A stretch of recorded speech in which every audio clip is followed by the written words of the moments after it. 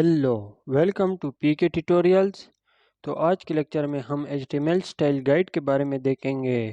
यानी कि जब भी हम किसी वेब पेज या वेबसाइट के लिए कोड लिखते हैं तो वहाँ पे हमें कोडिंग किस स्टाइल में करनी चाहिए, और अगर हम वही कोड कुछ ही दिनों बाद ओपन करें यानी उस कोड को देखें तो वो हमें अच्छी तरह से समझ आना चाहिए कि ये क्या लिखा है, हमने किस तरह लिखा है।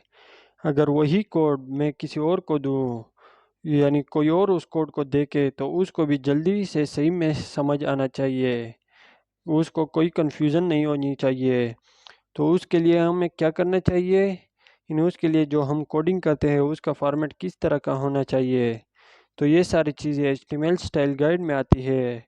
इसमें आपको कोडिंग नहीं करनी होती क्योंकि इसमें कोडिंग पहले से ही आपने किया होता है। बस आपने सिर्फ उस कोडिंग को अच्छी तरह फॉर्मेट में सेट करना है। यानी कि आज के लेक्चर में हम कोडिंग नहीं करेंगे, सिर्फ उसको फॉर्मेट में सेट करेंगे। इसे कहते हैं HTML स्टाइल गाइड, यानी कि सिर्फ तरतीब से सेट करना, एक फॉर्मेट में लिखना। तो उसके लिए मैंने कुछ पॉइंट्स लिखे हैं, तो आइए वो देखते हैं कि वो पॉइंट्स क्या है।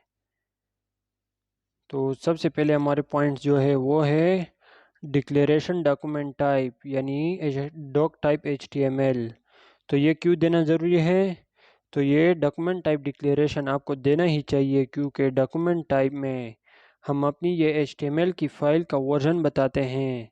तो इसको कुछ इस तरीके से लिख सकते हैं जिस तरह यहाँ पे लिखा है डॉक टाइप HTML जो लिखा है।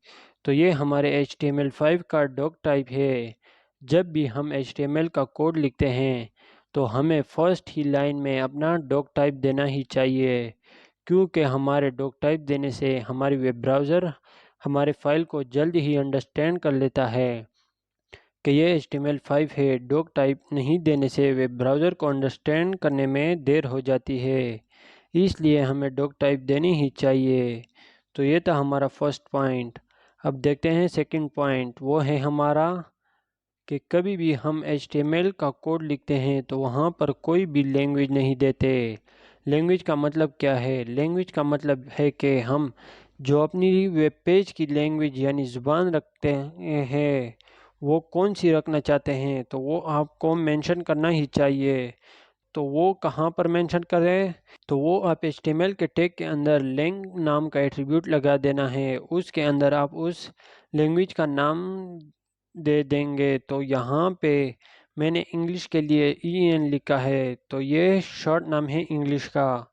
ये आप इंटरनेट पर अगर सर्च करें तो आप वहाँ पे सर्च करें HTML लैंग्वेज एट्रीब्यूट, तो आपको वहाँ से सारे लैंग्वेज के नाम मिल जाएंगे। फिर जो भी लैंग्वेज आप देना चाहते हो वो आप लैंग के एट्रीब्यूट के अंदर दे सकते हो। तो ये था हमारा सेकंड पॉइंट। अब है हमारा तीसरा पॉइंट जो है never skip the title element, यानी टाइटल टैग बहुत ही ज़रूरी टैग है। बगैर टाइटल टैग के आपकी वेबसाइट रैंक नहीं करेगी, क्योंकि टाइटल टैग आपका SEO सपोर्ट है।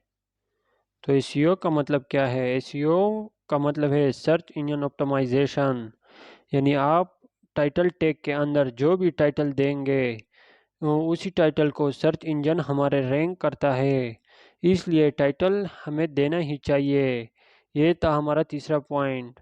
फिर आता है हमारा चौथा पॉइंट जो है एम्पटी टैग्स, जो कि सिंगल टैग्स है। तो उन्हें क्लोज किस तरह करें? तो उन्हें क्लोज हम स्लैश बैक स्लैश से करते हैं। उस टैग के अंदर जितने भी एट्रीब्यूट आपको लगाने के हैं उसके बाद आप स्पेस देंगे और उसके बाद बैक स्लैश करेंगे और उसको क्लोज कर लेंगे। फॉर एग्ज़ाम्पल ये मेटा का टैग देख लें, तो जिस तरह मैंने मेटा लिखा है इसके बाद स्पेस दिया है, यहाँ पे मेटा के बाद हमारे वो एट्रीब्यूट आ जाएंगे और उसके बाद मैं स्लैश लगा के इसको क्लोज कर दूंगा।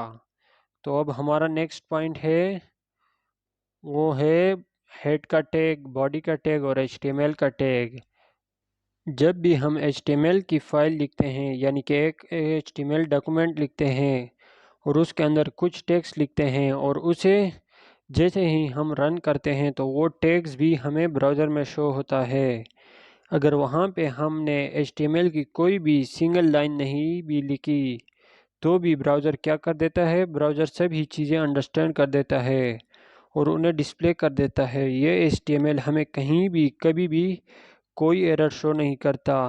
यहाँ पे हमने हेड दिया है कि नहीं ये भी नहीं चेक करता, HTML दिया है कि नहीं ये भी नहीं चेक करता और बॉडी टैग दिया है कि नहीं ये भी नहीं चेक करता। ब्राउज़र सभी चीज़ें रीड करता है और डिस्प्ले करता है। फिर हमें अपने वेब पेज के अंदर हेड का टैग, HTML का टैग और बॉडी का टैग भी देना ही है। बगैर टैग दिए भी आपने अपने वेब पेज को रन कर सकते हो, लेकिन फिर भी आपको ये सारे टैग देने ही हैं, क्योंकि इन टैग्स की देने की वजह से आपको अपनी कोड को समझने में आसानी होगी। यानी कि मैंने बॉडी टैग के अंदर क्या चीज़ दी है, हेड टैग के अंदर क्या चीज़ दी है, तो इन टैग का देना ज़रूरी है ताकि आपको अच्छी तरह से समझ में फिर आ जाए। अगर आप बाद में चेक करें तो आपको जल्दी से समझ में आ जाएगा। ये था हमारा पांचवा पॉइंट। अब देखते हैं छठा पॉइंट क्या है हमारा। वो है हमारे पास लोअर केस एलिमेंट्स। यहाँ पे सभी टैग्स आपको लोअर केस में ही देने चाहिए। कुछ लोग कैपिटल में लिख देते हैं, कैपिटल में लिख दे तो भी चलता है, लेकिन जो बड़े डेवलपर हैं होते हैं वो HTML के सारे टैग्स लोअर केस में ही लिखते हैं। अगर आप किसी भी वेबसाइट का पेज सोर्स देखें तो वहाँ पे आपको सारे टैग्स जो है वो सारे लोअर केस में ही मिलेंगे। यही एक सही तरीका है इस फॉर्मेट का। तो हमें सभी टैग्स को लोअर केस में ही लिखना है। अब हमारा नेक्स्ट पॉइंट है कि आपको हर टैग्स को क्लोज कंपलसरी करना है कि नहीं। देखिए ये HTML कभी भी एरर शो नहीं करता, इसलिए हमने टैग्स को ओपनिंग किया और उसको क्लोज नहीं किया, फिर भी HTML उसे डिस्प्ले करता है। लेकिन एक अच्छा डेवलपर होने के नाते हमें हर चीज़ का एंड करना ही चाहिए। आपका कोई भी टैग्स हो, यहाँ पे मैंने एक पैराग्राफ का टैग लिया है और यहाँ पे उसका एंड भी किया है। अगर मैं इसे क्लोज ना भी करूँ तो भी मेरा पेज रन हो जाएगा, यानी मेरा वेब पेज रन हो जाएगा, लेकिन मुझे इसका क्लोज करना ही चाहिए। क्योंकि जब हमारा कोड आगे बढ़ेगा यानी कि हमारा कोड ज़्यादा होगा तो हमें प्रॉब्लम बहुत होगी कोड को समझने में, इसलिए हमें ये सारी चीज़ें क्लोज करनी ही चाहिए। और अगर आपने किसी टैग्स को क्लोज नहीं किया और आगे कोई और टैग्स लिखा तो जो हमारा कंटेंट है वो सारा मिक्स हो जाता है। यानी कि दो एक जैसे टैग्स हमने यूज़ कर लिए एक ही जगह पे और आगे हमने उसको क्लोज नहीं किया, दोनों को क्लोज नहीं किया, सिर्फ ओपन किया, तो हमारा सारा टेक्स्ट मिक्स हो जाएगा, यानी हमारा सारा कंटेंट मिक्स हो जाएगा। तो हमें तब समझ में नहीं आता कि ये कैसे हुआ, सब कुछ मिक्स हो जाएगा।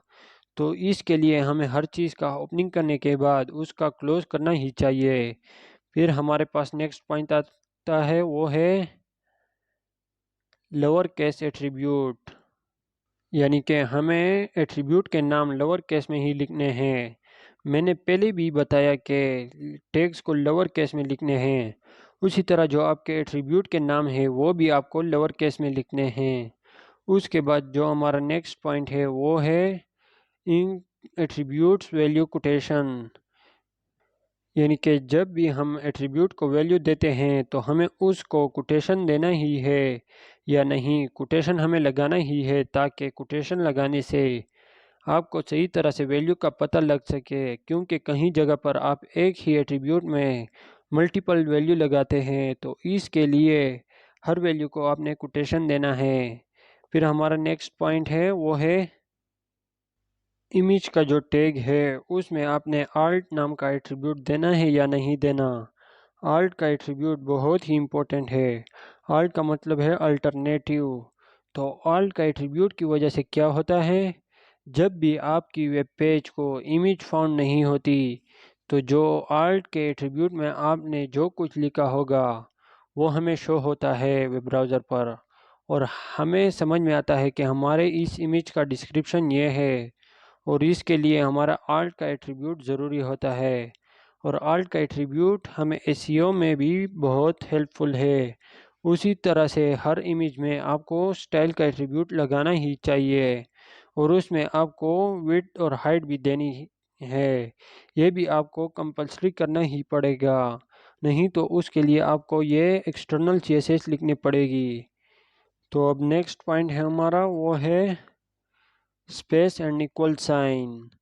इन दोनों का मतलब है कि अगर किसी टेक्स्ट के अंदर आपने एट्रीब्यूट लिखा है और वहाँ पे आपने स्पेस दिया, उसके बाद इक्वल साइन लिया और वहाँ पे आपने फिर से स्पेस दिया और उसके बाद आप वैल्यू दे रहे हैं, देखिए ये तरीका गलत तो नहीं, क्योंकि इसे रन करने के बाद आपका जो आउटपुट है वो शो हो जाएगा, यानी वेब ब्राउज़र पर शो हो जाएगा। लेकिन इसको एक प्रॉपर तरीके से लिखे, फॉर एग्जांपल ये देखिए जिस तरह एट्रीब्यूट लिखा हुआ है, इसके बाद इक्वल का साइन लगा है और फिर कोटेशन में वैल्यू दी गई है, इनके कोई स्पेस इसमें नहीं दिया। तो अगर इसके बाद हम दूसरा एट्रीब्यूट लगाते हैं तो उसके लिए हम स्पेस दे देंगे। तो इस तरीके से हम एट्रीब्यूट लिख सकते हैं। जब आप किसी भी वेबसाइट के लिए कोडिंग करते हैं तो एक प्रोफेशनल वेबसाइट बनाने के लिए आप सारी चीज़ें खुद से नहीं करते, आप किसी पार्टनर के साथ करते हैं वो काम, और आपको एक दूसरे को कोड हैंड ओवर करना पड़ता है। तब हम अगर कोड दूसरे बंदे को हैंड ओवर कर दे तो उसको सारी चीज़ें अच्छी तरह से अंडरस्टैंड होनी चाहिए।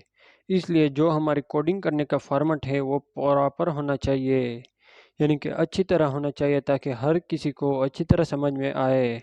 इस फॉर्मेट के लिए जो कुछ भी सीखने की ज़रूरत नहीं, क्योंकि हमें सिर्फ कॉमन सेंस होना चाहिए कि कौन सी चीज़ को कैसे करें। फिर हमारा नेक्स्ट पॉइंट है अवॉइड लॉन्ग कोड लाइंस। तो इसका मतलब क्या है, तो देखिए यहाँ पे मैंने नीचे एक एग्जांपल लिखा है, जो कि टेबल मैंने एक बनाया है। टेबल के लिए मैंने सबसे पहले टेबल का टैग लिया है और उसके बाद मैंने यहाँ पे TR का टैग दिया है और फिर उसके अंदर नेक्स्ट लाइन में मैंने टेबल का हेड लगा दिया, यानी TH लगा दिया, टेबल हेड लगा दिया।